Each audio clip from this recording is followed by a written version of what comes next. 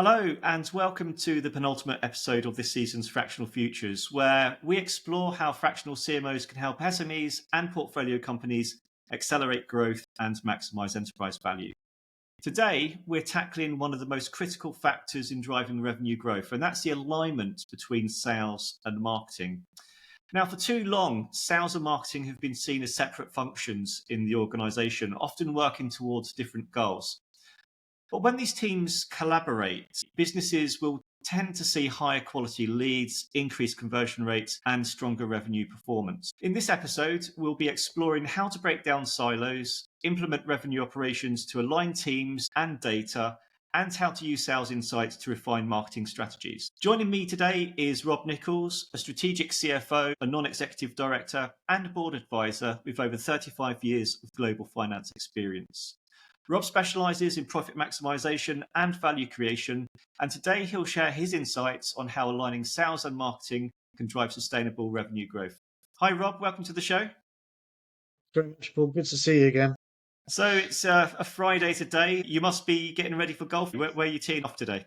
It's a special day for me, Friday. I don't generally work, so this is work. This afternoon is play. Fantastic. Rob, let's get started. I want to look at how we can break down the silos between sales and marketing. And I think for businesses to scale effectively, the sales and marketing functions, they have to work in sync. They need to align on messaging. They need to align on lead qualification, brand, and customer engagement. But achieving this collaboration is often easier said than done. So, Rob, from your CFO perspective, what are the biggest financial risks of having a disconnected sales and marketing function? And how can businesses ensure that both teams work towards the same revenue goals? I think this is an age-old problem.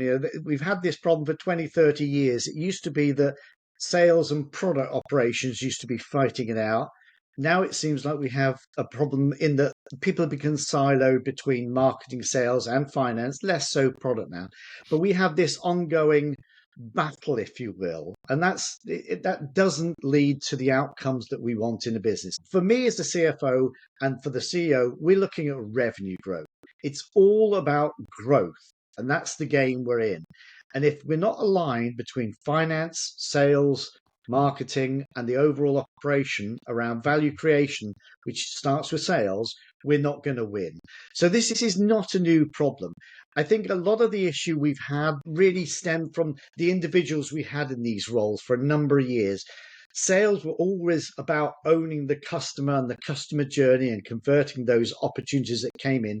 Marketing have always hopefully owned the story, the narrative, the engagement with the client, the brand. Brand became a big part of it as well. But the people in those roles and those roles have developed to such an extent now that they're almost antagonistic. And I don't think it'll ever resolve itself firmly. But what we have to do, and what I've seen with businesses that are successful, it's when you bring a third party into that. It's generally not going to be the managing director or the CEO. So it generally becomes the finance team or the finance individual, head of finance, finance control, or the FD or CFO. And that's when it tends to work best. And that's the organizations that I've always seen is when you've got a group, whether it be a regional or a product specific group. And I used to align all of my heads of finance around products or teams, and that they are the arbiter, effectively the referee between sales, operations, and the head of marketing for each of those teams. So I think that's the first thing. You've got to have someone that basically enables the team, effectively, marketing, sales, and finance, to work well. You'll never get it working well if it's just marketing against sales. I've just never seen it work really well there.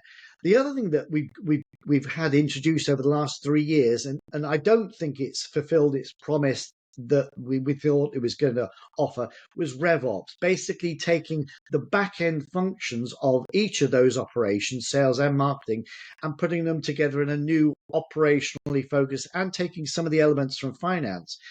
That really hasn't caught fire. I think there's a lot of people out there doing it, saying they're doing it, but effectively they're not. RevOps clearly was an idea that hasn't captured the imagination, and businesses aren't really going in on RevOps. It's a good idea that you centralize it and do an effective shared service, It's not come to fruit, and I wouldn't encourage businesses to go that direction right now.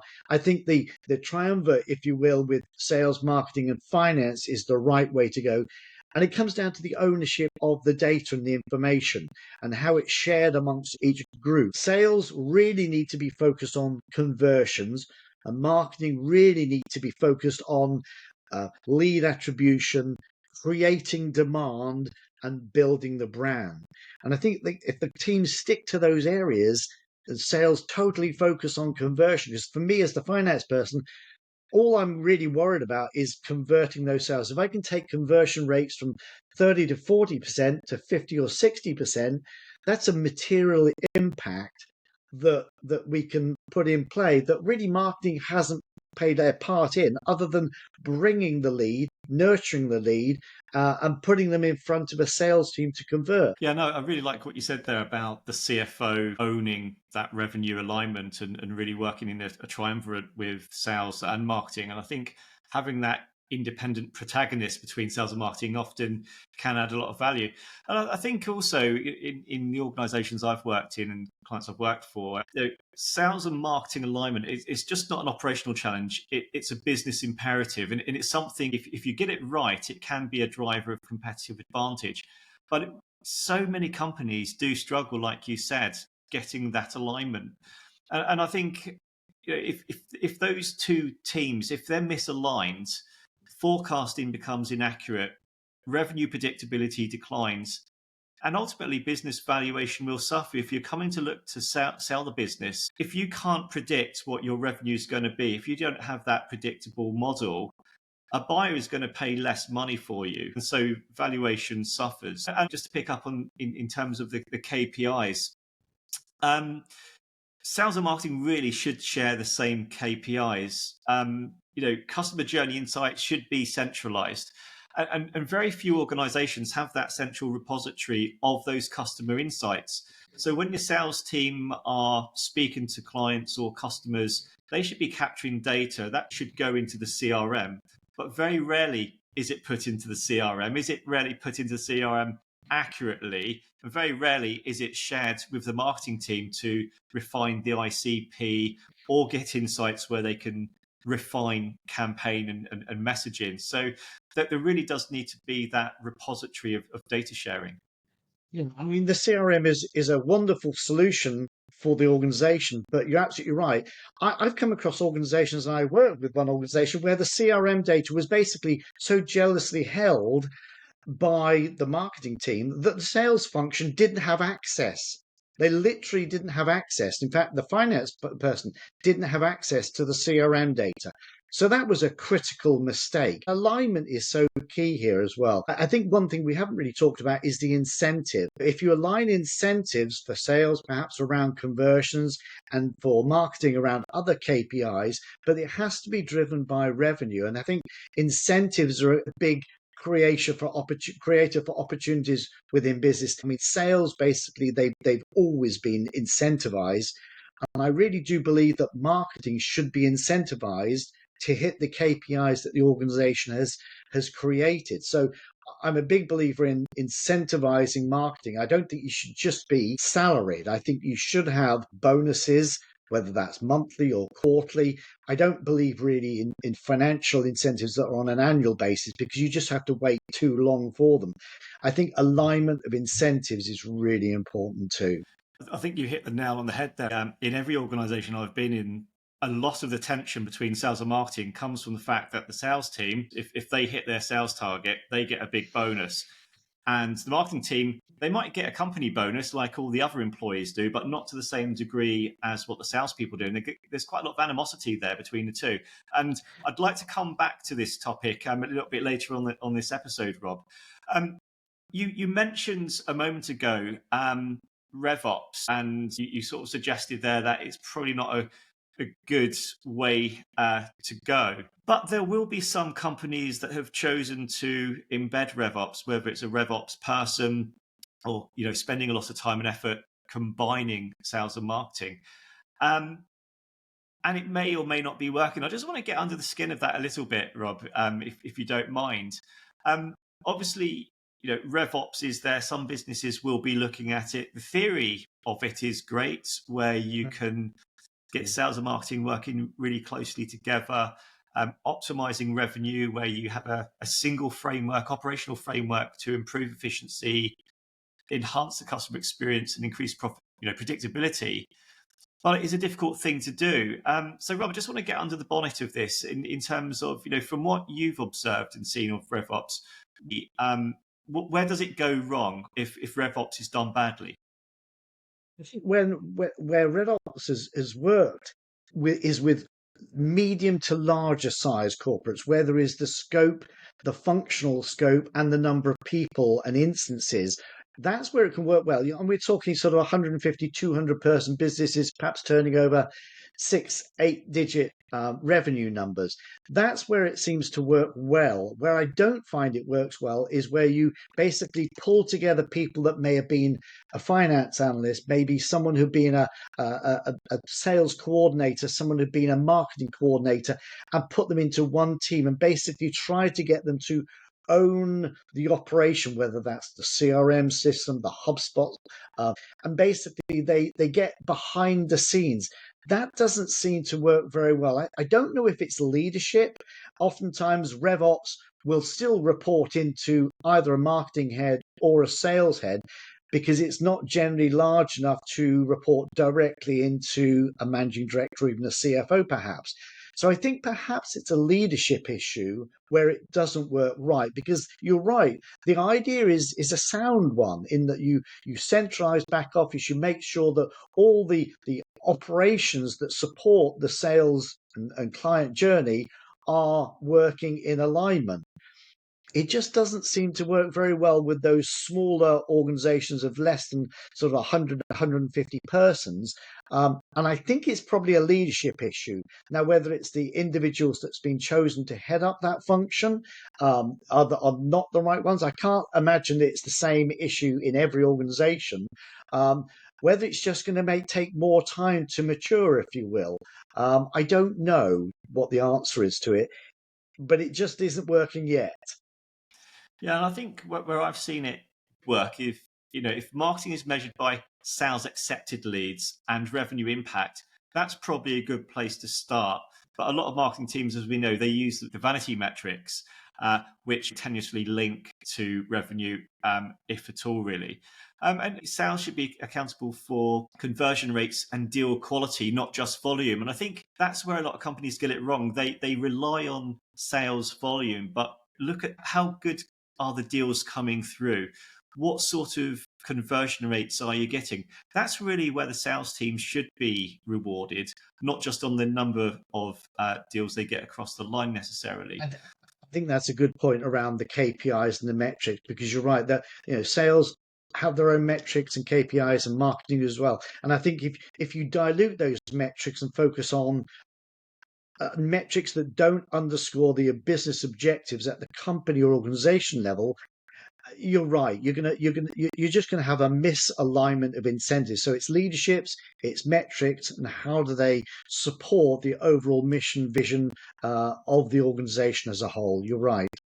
Yeah, and I think another metric that can be shared across the organization is customer success generally. And if the organization, if you can retain and increase the lifetime value of your customers, of your clients, the business as a whole succeeds. And that's a responsibility that everyone in the business can and should own.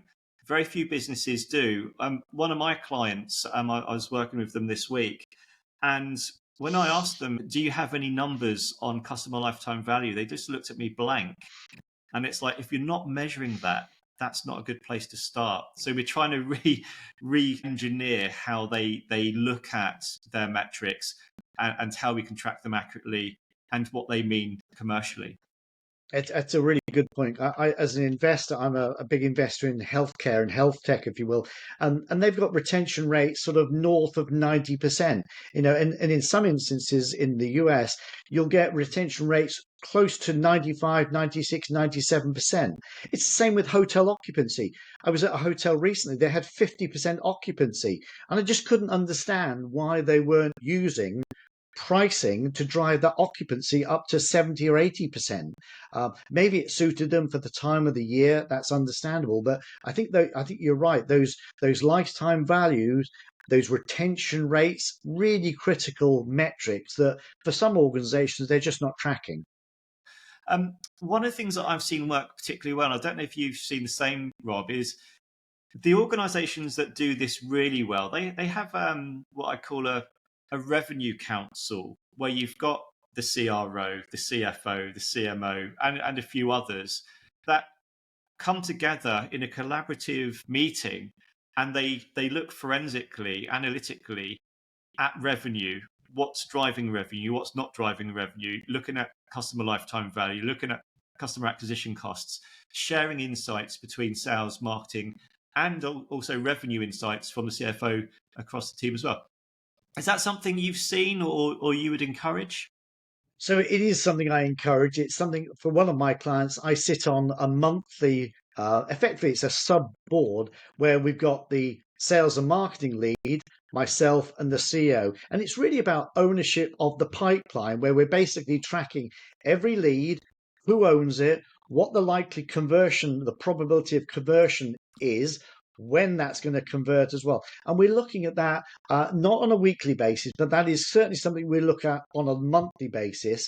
And it goes into the long-term forecast. We run a 9-month rolling forecast. So we're already tracking where January of next year is looking, which builds on where were we January of this year. It's a rolling forecast, and the ownership of that, it's absolutely critical that the finance lead, and to be honest, in most of the organizations that I work in, we don't have both a sales head or a marketing head and a CEO or managing director. Most of them have 2 out of 3 or 3 out of 4 of those heads. Most of the organizations I work in don't generally have a marketing lead, a sales lead, and a finance head as well. It's kind of 2 out of those 3.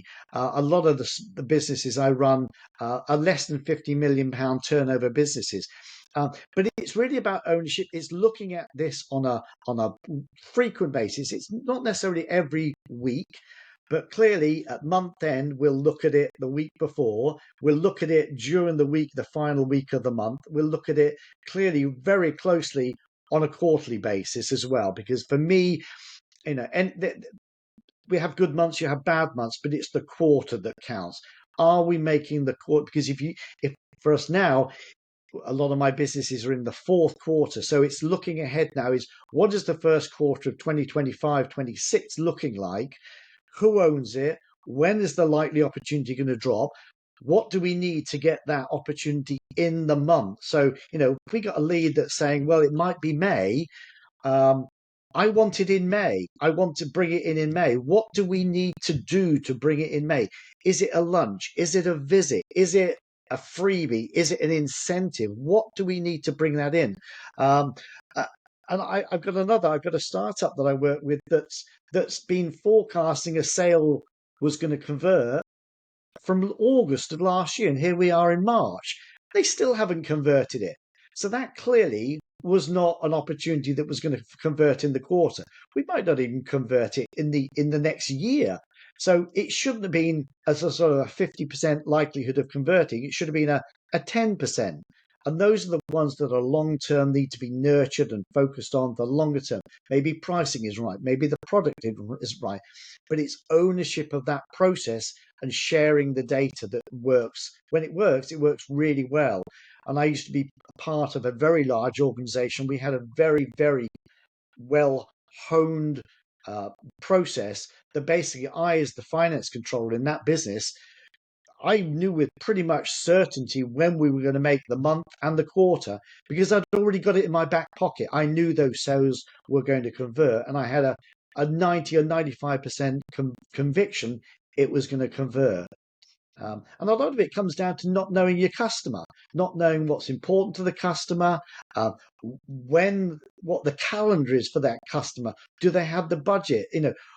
A lot of businesses are struggling right now because they're selling into markets that are hamstrung through budget constraints, whether that's government, education, academic. Um, a lot of budgets are kind of on hold at the moment. And so those sales are just slipping. Sales cycles are taking longer, and the sales are slipping from the first quarter to the second quarter. And then what do we need to get it over the line in the third quarter? That's interesting, and I think you mentioned in that piece there the importance of data sharing, creating some sort of feedback loop, and I want to explore this concept of a feedback loop now, where you can use sales insights to refine marketing strategies for growth. We both know that sales teams, they have the direct line to customers. They're the ones at the coalface, talking to clients, talking to customers, getting insights. They will hear firsthand what customers care about, what objections they have, and what resonates the most in terms of messaging. So when marketing can tap into those insights, campaigns can become more effective, lead quality improves, sales cycles hopefully should shorten. But too often, this valuable information isn't shared effectively between teams. So, Rob, from your experience, what are the financial benefits of having a well structured feedback loop between sales, marketing, and finance? And how can businesses ensure that those insights are being used to refine and optimize marketing strategies? So I think if you step back a little bit, I think a lot of the customer journey from what I used to call order to cash, getting cash in the bank from the initial order opportunity, comes down to two things. And I think it's two things that are often missing from an awful lot of businesses and an awful lot of customer journeys. And part of it is because the sales organization or the marketing organization, or in some cases the finance organization, don't understand the importance of. And it's through experience, knowledge, working in different regions, different countries, different businesses, different products or services, whether it's professional service or manufacturing a widget or whatever it may be. And that those two things are the relationship and trust. And I think those are two things that both the marketing and the sales organization really, really need to focus on. And that trust thing comes through brand, it comes through the customer experience, it comes through the customer life cycle, if you will, that I think the marketing team or function really need to own. And the relationship side really does come down to the importance of the sales team earning the trust of the client over time, retaining that client, making sure they really, really understand the pain points and the problems that that customer is looking to solve with your product or service. So it's relatively simple. It's easy to say, but I think we lose sight of it so frequently. And someone like myself, who's a little bit more remote from the day to day, the customer journey or the conversion cycle, I look at this from sort of a 30,000 foot view with the CEO, that I really need to ensure that my marketing team really are building trust over time. And that's brand, that's getting out there, understanding where the market is going, doing real research as to where the product and the service and the market and the client and the customer journey is. And it also comes down to having a sales team that is totally focused on building relationships over time and really understanding people. When someone is unhappy in their role that you're selling into, and understanding and perhaps helping that person, leveraging that opportunity, understanding where people have come from, what's important to them, what issues they're dealing with, both internally and externally, and building that relationship. And I constantly see this in every business I go to, where marketing aren't building trust and sales aren't building a relationship. And if those two things aren't working, finance and the organization will not be collecting revenue, and we won't be generating cash, and we won't be shortening the cycle. And one of the big things I focus on is shortening the cycle from order to cash. So it's taking a journey that might have taken 6 months and trying to get it down to 60 days. I want the opportunity engaged into the funnel effectively, or the flywheel, converted, invoiced, product delivered, service delivered, invoice generated, and cash in the bank in the shortest possible cycle. So if marketing and sales can work together to shorten that cycle from 6 to 9 months in the funnel to 30 to 60 to 90 days maximum, you're going to generate a whole lot of good feeling from the finance person and the CEO and the board and investors. And I think one of the problems we've struggled with over the last year or two is sales cycles are expanding. They're going from 60 to 90 days, from 90 days to 180 days. And that's a real problem. You've got to compress the sales cycle, which means you need to focus on building trust in the brand and the product and the service. And on the relationship side, making sure that you can convert quickly and removing roadblocks, removing issues that stop the client from converting, from signing, from sending the order in. Totally echo everything you've said there. And I think certainly the marketing team is often guilty of focusing on top of the funnel lead generation. And they focus so intently on that, they don't always know what truly converts into revenue. And again, it's that trust and that working relationship. If they work really well with the sales team, they'll know how that top of the funnel converts into a prospect becoming a sales qualified lead and then moving through the funnel to a customer or client. If the sales and marketing work together, you can refine messaging based on real customer objections. If sales are holding on to those insights, if they don't tell marketing, oh, our customer said this the other day, that's not a very good thing, is it? Well, actually, if we know what these objections are, we can refine the messaging, or we can refine the value proposition, or we can innovate the product or the service to mitigate those objections. But if you're not sharing that information, then at the end of the day, the company's going to suffer, revenue's going to drop, customers will switch. It's as simple as that.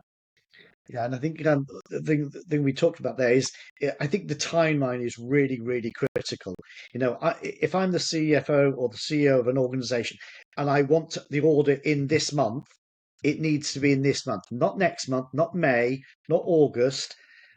And you'll generate a whole lot of credibility within an organization if you can bring that client in when you say you're going to bring it in.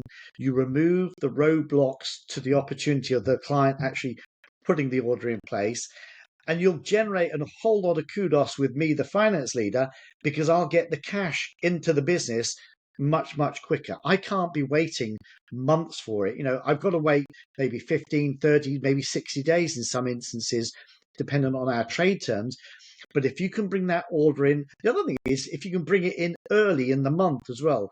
I'm much happier as a finance leader if you bring me an order the first week of the month than Thursday of the final week of the month or the quarter. And I've had organizations and salespeople that literally will sandbag until the end of the week or the end of the month.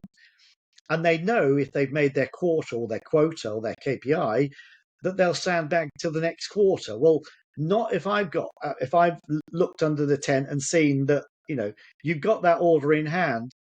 We need to drop it into the funnel now. So you'll get a lot more credibility in the organization if you keep your promises through the relationship, through the trust you built, and get that sale into the funnel on time. Good stuff. That's probably a good point to close this show. If you've been listening or watching this episode, I hope you found value from the discussion. In the next and final episode of this season, Rob and I will be discussing how marketing improves valuation multiples at exit. So stay tuned for that one. Rob, thank you again for giving up your time to share your perspectives. I've really enjoyed the show. We could probably talk about sales and marketing alignment all day long, but I know you've got to get onto the golf course. So enjoy the golf later, and I look forward to the next episode. Thanks, Paul. Cheers.